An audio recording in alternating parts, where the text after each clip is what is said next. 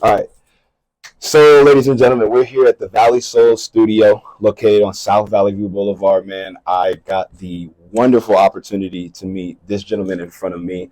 When I tell you exemplifies not only a business model and a business mind, this young man actually inspired me to do better and kind of get on my grind. I had the opportunity to come to one of your first festivals, the OG from the Go Festival, Yes, one man, sir. Yes, January sir. 26, 2024. That is a big step, especially being at Mandalay Bay, bro. Let me ask you this before we get to Mandalay Bay, like, how did Clark know that he was going to get to Mandalay Bay? Like, what did that look like? Is that something you always wanted to do? Like, were you always involved in entertainment? Honestly, Or what once again, happened, B? man, I would definitely say, and this is where, because I'm a big believer in God, and it's crazy because I would say 2020 Clark would have had no idea at all. Like I found the job at House of Blues in Mandalay Bay on Indeed. On Indeed, and I was like, hold on, this is like the House of Blues, like in Las Vegas, like downtown. I was like, yo, and I just went ahead and applied, sent in a little quick resume, and then I got hired. And I was like, it was from there. It just everything played out like too perfectly. You know what I'm saying? You kind of know when an opportunity works for you when it's like everything is going just perfectly. It's you almost it's like you like this is too good to be true Yeah, right no, now. that's what I'm like. I'm like looking around. I'm like, when is something gonna go wrong, kind of thing. I'm like, you know what I'm saying? I'm kind of preparing myself, but like everything just got better. So I do show merchandise there, and then I had just great people around me, great energy, great coworkers, great management, everything like that. And then I would say it was like within the first, I want to say like 2 months when I really started like filling out the place. Because before I had even worked there, I had never been to a show at House of Blues. Whoa. Yeah, I had never been to a show at House of Blues Mandalay. So I was like mind blown. I got to see for the first time being in there. I got to see behind the set, behind the stage, everything like that, foundation room, everything, bro. And it was pretty crazy. I'm not gonna lie. So I would say like 2 months in, after I really got to get a feel for everything, see the ins and outs, I was like, yo, I could really do something with this. You know what I'm saying? I was like, hold on, my just the way my brain works, I was like, I could really make an opportunity out of this, like, and not just for me either. Because I was like, I had the blessing of working with one of my high school homies that are now in a band. Shout out Pure Sport. They're an amazing band. And we had been talking about, because they had been doing gigs, and they told me that there was a program at House of Blues that was like a kind of foundation kind of thing where they allowed people to get on stage, like just random people, random artists and things like that, and they found new acts like every once in a while. It was kind of like a charitable thing, and then it went away for whatever reason. They weren't doing it anymore, so I was like, that's kind of whack. Obviously, once again, timing. Me being an artist, I was like, that would be perfect for me. That'd be a perfect way for me to get on stage, kind of thing like that. And it was completely gone. So I was like, what if we kind of like took that into our own hands? You know what I'm saying? Like, what if we kind of brought that back, basically? So that was where the gears started turning. I'm like, dude, we could, you know, like essentially just rent out the place and then book a whole bunch of acts and then just rock it out. Give people that otherwise would never have an opportunity to perform at a House of Blues the opportunity to perform there. And that's really how OG from the Go Fest was created. So I'm just like, dude, it's just a blessing once again. I mean, right place, right time, right capabilities, everything just kind of like meshed together so perfectly. So I was like, there's no way I couldn't do this. Do you think in younger life, can you remember a time? Because I know, like, for me, like, what excites me about being a part of, like, something like your festival, right? Like, Yeah. just OG from the Go Fest, too, is, like you said, like, that builder mindset where Yeah. you're like, okay, I can put this here, and this can go here, and this Yeah, will go like yeah, this, and yeah. then it can come together. For me, man, when I was little, like, I remember I used to just build these big-ass car gyms in the middle of our living room. Word. And then try to figure out, like, I would create a traffic jam, and I'd try to be like, okay, well, how would they get out of this traffic jam? It used to be the That's goofiest cool. thing Yeah, ever. no. Can you remember a time when you were younger, though, bro, that might have pointed to that? Like sports, like be it like sports, if it's not sports, or any time where you were just focused on something where you could relate that to, like, that builder, like that. That's an entrepreneur. That's an All right, entrepreneurial so no, spirit, I you know got what I'm the saying? perfect thing, bro. So do you remember Captain Underpants? Yes. So dude, literally back in the day, so I was reading Captain Underpants and I was in school, and I literally made my own kind of bootleg Captain Underpants. But my pops, who ironically is flying in tonight, is going to be coming to the show. He's got a copy of it like somewhere in storage lost. But I literally like wrote out like a little picture book, like with all the little actions and shit like that. And I remember making copies and then selling them to like some of my friends at school kind of thing. With a young Mark Cuban. Yeah, you know what I'm saying? I was like, dog. So I mean, and I was like, and this was definitely in like elementary school, man. So I'm talking like fourth grade, fifth grade, some shit like that. And I was like, from back then, 'cause my pops is really the person. He's an entrepreneur himself. He has his own company and everything. So he like kind of instilled that in me really young. So like, and it's kind of crazy because I'm not even really like a money hungry person. Like I'm not really like it's more of a necessity than like And like an almost. than a want for me. Yeah. You know what I'm saying? Like it's something I need in order to fund my goals and dreams and things like that and fund the lifestyle that It's I a tool. want. It is. It's a tool. It's Yeah. a tool. But I feel like it's not something that like I'm like money grubbing or money hungry for. I need to have, you know what I'm saying? I've never really been someone who lived in excess. You I know what I'm got you. saying? Somebody who like I need to have that. I've never been really materialistic, and that's kind of where my brand came in too. Because just talking about a little bit my brand originals, I wanted to make it affordable. You know what I'm saying? Like obviously I've had times where like I've liked like higher end fashion, like Polo, Gucci, things like that, but I've never really like, oh, I need to have all Was of that coming from a space because you've seen others in it, or was it coming from a space you actually like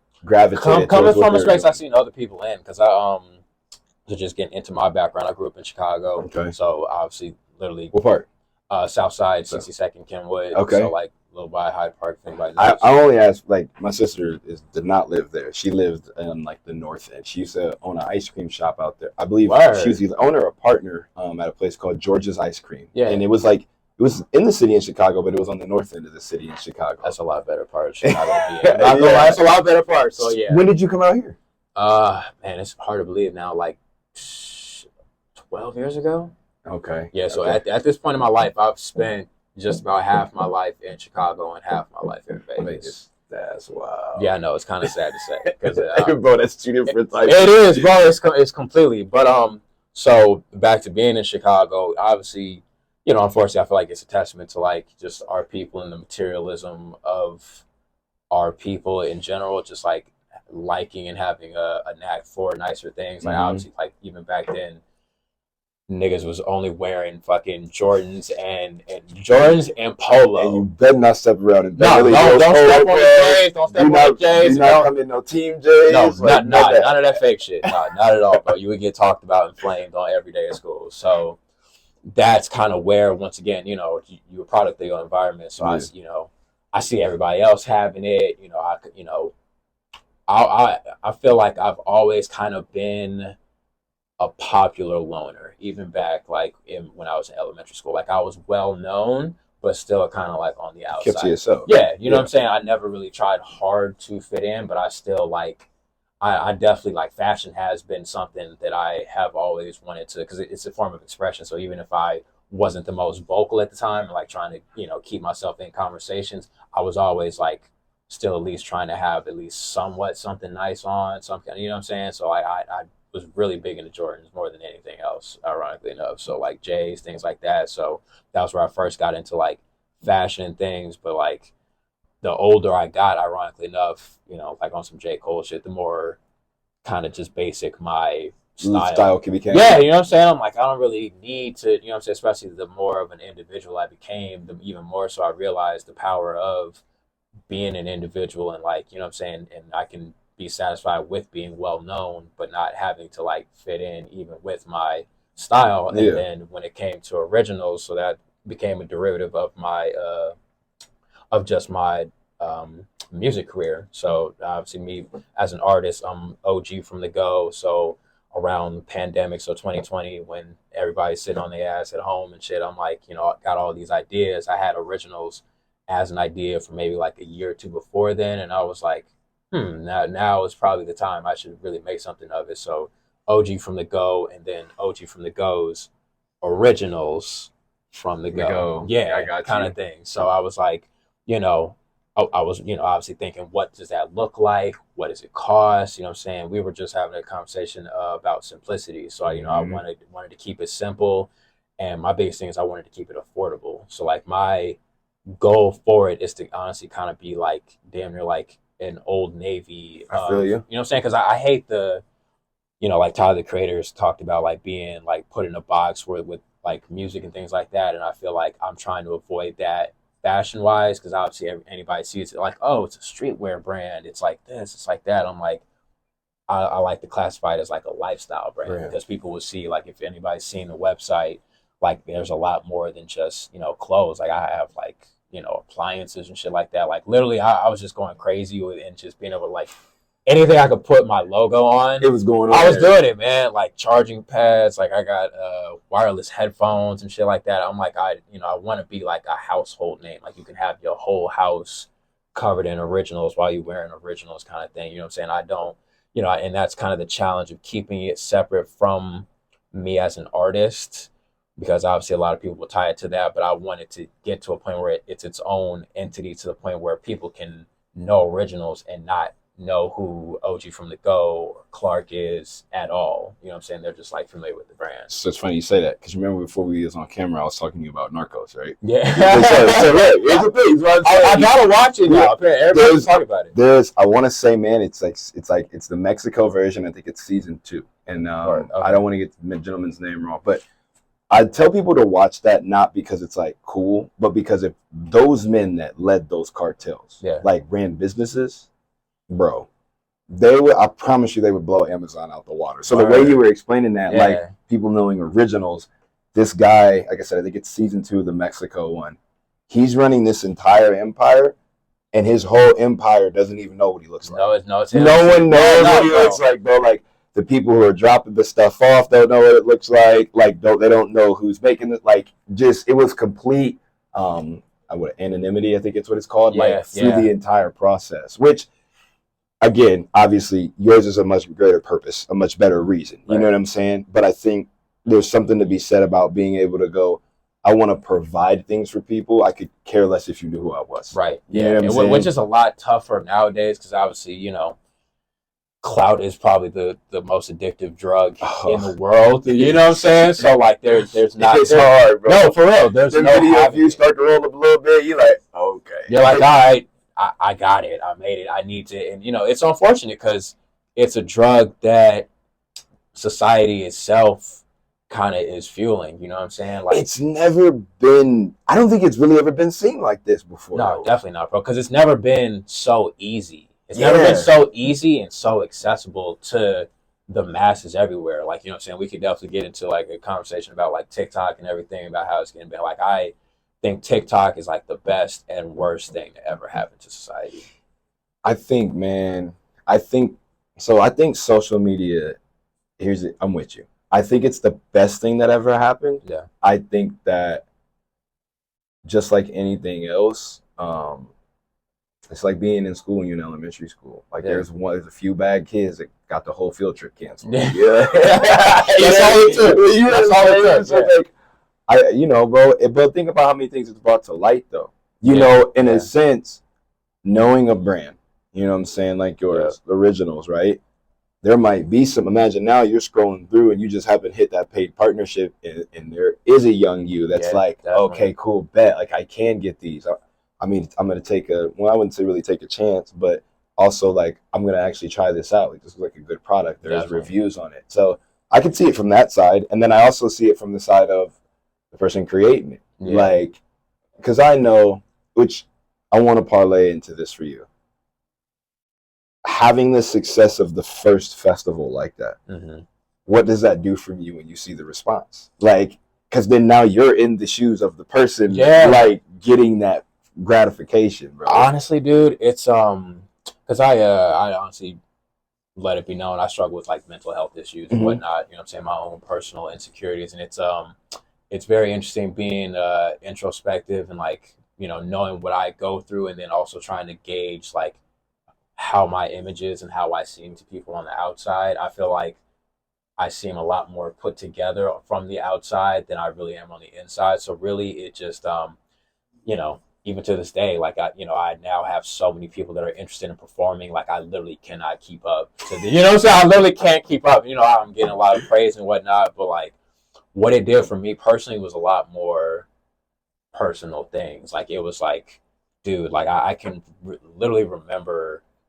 that night, the next day, and the next following week. I mean, it literally talk about a drug, dude. Like it was like I felt like I could literally do anything on the planet. You know what I'm saying? Like it was that moment, bro. Because you know what I'm saying. Just as far as like having goals and dreams, and like it was like doing the scariest thing imaginable. You know what I'm saying? Like as far as your goals and dreams, whatever you picture as being like the scariest step to take for that. Obviously, as an artist performing in on stages and arenas and everything, it proved to me what I could do. You know what I'm saying? Because Yeah. like I did it all myself. You know what I'm saying? Like from start to finish, from being on like before then I hadn't even been on stage for more than like 10 to 15 minutes. I fucking MC'd the entire 4 hour event, bro. Like I'm sitting there, look, I remember I got there early and then you helped me set up and like I'm setting up the table and I was like, who's hosting?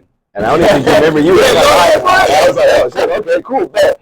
And then it clicked with me, like I was standing by my lady, man. Yeah. And I turned and I was like, hold on, like I was like, bro. Yeah. And then just watching you do it though, bro. There's not a person in there, B, that would believe that it was your first time. No way. Yeah, no, I got that a lot too. I got that a lot too, bro. And once again, behind the scenes, I'm like, because I had like timing issues once again, because I low-key overfilled that first lineup. So like, if people didn't notice, I had to cut a couple people's sets a little short. So I'm literally once again playing the hat of like director at that point. Like literally, I know there were some people telling me like, I remember seeing you fucking sprinting around, like you know what I'm saying. Everybody definitely saw me because I was really like running around finding artists in the venue. I'm like, yo, gotta communicate this guy. I'm talking to the sound manager. I'm literally doing everything, checking in on merch, checking in on food and beverage. I'm doing everything. But like once again, man, it seemed so scary beforehand, but that's why like I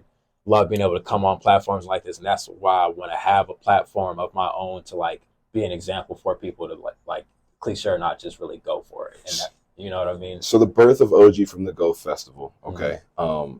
I don't want to take focus away from your festival April 27th. Yeah. But what I want to know, and I want people to know for the future, is your vision on that. Because I've been blessed to have glimpses and hear you talk about it. Yeah. And so for other people to experience the first one, they're going to experience the second one. Yeah. And then to see what they have to look forward with after that, man, it's a festival. And knowing you putting all those things together, like you trying to be Life is Beautiful 2.0. No, but not Life is Beautiful like OG from the Go Festival. Like I'm not worried about Life is Beautiful. Yeah, no, seriously, dog. I'm in my own zone with that, man. And once again, just right place and right time, dude. Like I work for one of the biggest concert conglomerates in the fucking world. You know what I'm saying? Like I work for Live Nation. Like once things really started clicking and falling into place, I'm like, dude, I can really just keep doing this anywhere. Like Live Nation is a global company. They have Live Nation venues just about everywhere. So like my plan, just laying out things right now, because unfortunately there's only 2 Live Nation venues in Vegas, House of Blues and Brooklyn Bowl. Yeah. So planning on starting there, you know what I'm saying? Once again, just being blessed to be able to, have access to these large commercial spaces. And so I plan on, doing another show, House of Blues, because we're on B-side for right now, but I'm like within the next month or two, depending on how well this next show goes, I'm obviously trying to get to the full music hall. That's like my big short-term goal, is getting to music hall, you know what I'm saying? Because that holds like 2,500 people. So that's going to be like my first real, like, I made it moment. You know what I'm saying? It's like, because it took me a while to even know about the B-side kind of thing, but like I seen mostly like Carlos Santana there at House of Blues doing this thing on stage, and like every time I walked in, like I was like, I'm going to be on that stage one day. So like that moment where I'm really up there, and like me and however many other artists on the lineup, bro, like that's going to be like my next I did it. But then after that, I'm going to take it to Brooklyn Bowl, which has like a similar capacity too, like around 2,000. And then after that, planning on taking it to California, where they have like 10 plus Live Nation venues. So just kind of, doing a little tour around there, and then obviously trying to take it back to Chicago, the Go, you know what I'm saying? So that, their House of Blues and any other Live Nation, I think there's only one or two there, but I'm taking it back there. And then honestly, from that point, once that has enough traction, because I can really keep doing this same, like I now have the blueprint of how to roll it. Yeah, dude. I'm like, anybody who is local artist who wants to come rock out at their local, House of Blues or Live Nation venue, you know what I'm saying? I, can run ads in the cities, and then once it becomes a bigger name, a bigger thing, like people are gonna be hitting me up before I even get to the city, like, yo, we coming to, wherever at with the festival, I want to be on it, because I'm already getting that, like, from people here and in California. So I'm like, once it gets to that point,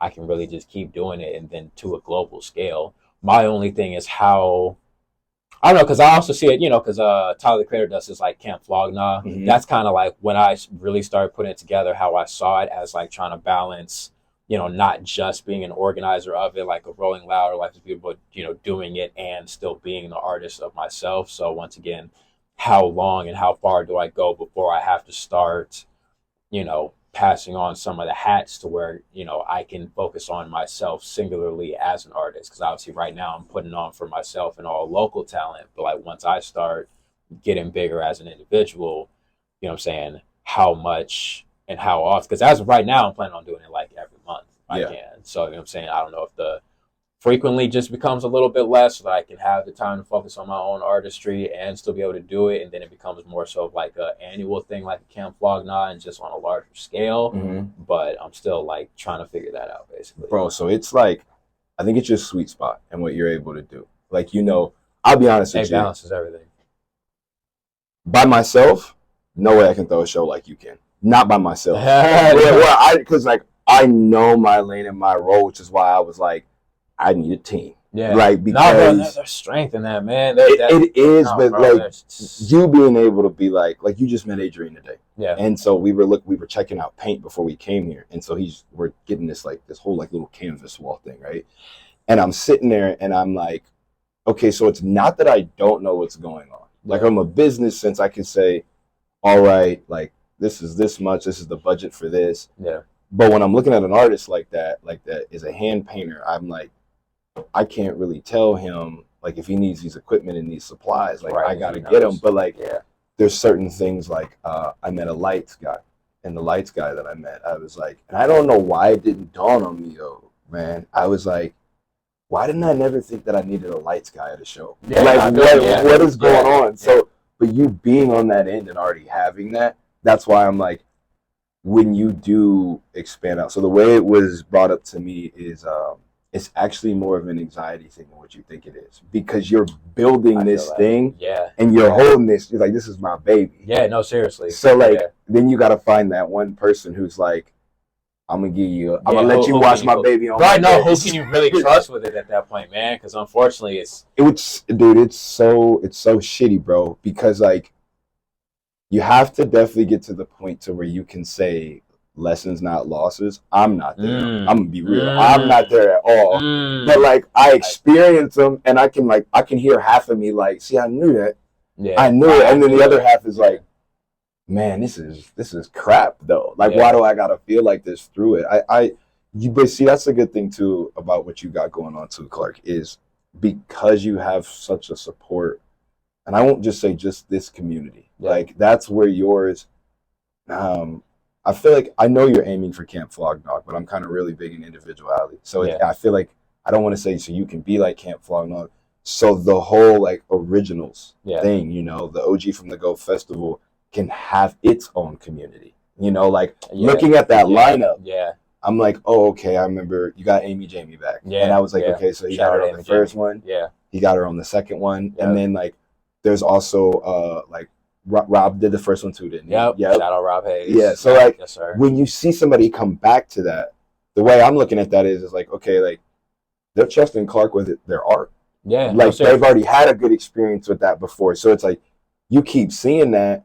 And like you said, man, right place, right time. All it takes is I know that's what you do it for. You do it for them to perform their art. And then also, like I'm trying to give you a platform in a sense. And you see just one of those folks, one of those individuals pop off, and it's like, Now I was like, where'd you find it? Oh, OG from the Go From the Festival. Go Now you're just Festival. getting like, now Live Nation's calling you like, hey, what you doing this weekend? Right, man? whoa, when are you doing this shit again? Yeah, where are you throwing this?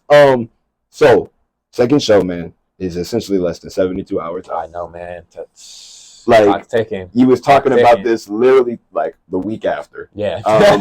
Let me ask you this.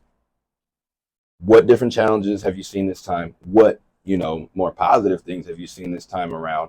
And then if you can, without giving too much of your show away, what can people expect from it to be different than it was the first time? I would say, once again, man, from doing that first one gave me all the confidence that I needed and all the experiences. Once again, like you said, lessons over losses. I think that sums up like this chapter of my life. If I'm being so real, like you said that shit, I'm like, yo, dog, that really sums it all up. So from that first show, I got to, see and work out all the kinks. Like, once again, maybe not things that people saw from the outside, but things that I was aware of that could have gone better, things that I talked with House of Blues that could have gone better, kind of thing. So just making sure that everything runs. I'm laughing at you. I thought of Rael. Go ahead. Yeah. She said that because when I was there the last time, they were like, you're not going to have somebody up in the bar, are you? And I was like, he didn't mean that. That's exactly what I'm talking about. And once again, I didn't mean to cut you things off. that, bro, things that I, once again, didn't realize I couldn't do or couldn't have happened until after the fact. Once again, because I'm not gonna lie, it turned the place up. Oh, it was lit, bro. If you didn't see it, so we had Rail, bro. Shout out Rail, bro. This man got up on the fucking House of Blues bar top and started doing his fucking thing. Crowd goes wild. My ass is there. Yo, I'm happy as shit. I'm like, yo. And then I should have known. Then I cut because House of Blues staff. They have people that are there, what I'm saying, to like help it go smooth, things like that. Shout out to staff and everything. But I caught a glimpse. I caught a glimpse of Christina. Shout out Christina, the security manager. I know exactly House of Blues. I caught the meanest stare from Christina. The mid hat. I'm still, once again, I'm oblivious. I'm still, I'm thinking it's anything else, what I'm saying? I'm still cheering this man on up there like he's doing his thing. He grabbed on the fucking chandelier. And then at that moment, when he grabbed the chandelier and it swung a little bit, I was like, oh, fuck. I'm going to hear about that later. And sure fucking enough, as soon as it was all said and done, I'm selling my paperwork. Christina walks up. She was like, she literally put her hand on my shoulder. And she was like, that can never happen again. That shit can never happen again. I didn't show it with a Christina. What you talking about? I was like, dude, I couldn't, because there was some, I won't get into it. There was something else that a performer did that apparently I already know. Fucking no in a casino setting. Yeah, they were walking around the casino. And I didn't know that, though, until the day before I did that walkthrough for the one on the 6th. And I said, I swear to God, I went, that happened? What y'all talking about? I must have been, no. I don't know what you're talking about. Oh, yeah, once again, things that I didn't know. So just like segueing back to the question. So making sure things like that don't happen and just making sure that everybody is aware. I would say one of the biggest challenges, and it's like a blessing in disguise, is just corralling and dealing with all of the people and the reception now too. Like I now have more people on this lineup. So the first one had 20 people. This one has a total of 25, including myself. So but in order to make sure that everything runs smooth on time, like people were only able to claim a certain amount of time for their set. So there's still like buffer time in between for certain surprises to be named later for this show and everything like that. So I could have more like creative space, because it was really just, back to back performances. And then, what I'm saying, some transitional issues between like live instruments and DJ changes, things like that. So like, once again, all the logistics and behind the scenes shit that I had to deal with that I didn't realize was going to be an issue until day of. So like, that has been one of the biggest things I've been focusing on. But yeah, just as far as like, once again, man, running a whole team as and by myself, like, once again, a lot of people hit me up and they're like, what are y'all doing? What are y'all? I'm like, it ain't no y'all. It's just me. So I am y'all. Like, what I'm saying? Like, so I'm assuming that House of Blues wouldn't give you any PAs openly, right? Like any production assistants openly. I mean, they help with like setup and whatnot, and as far as like, because that's once again, man, just it's such a blessed and such a great opportunity because it comes with everything, like you were saying, as far as like finding a lighting person and things like that, and once again for PA and shit, it's all inclusive. So like I've looked into and talked to different venues and whatnot that are cheaper because you can just pay for the space, but you gotta fill that fucking room with everything else. You gotta hire the people to do everything, and like the price that I pay to rent out that space comes with the the bartenders, the food and beverage, the production people. We have a live sound manager that handles people are asking about like sound checks, and like I once again something I didn't know for the first one. Didn't need a sound check because they're literally adjusting people's vocals and everything on the fly.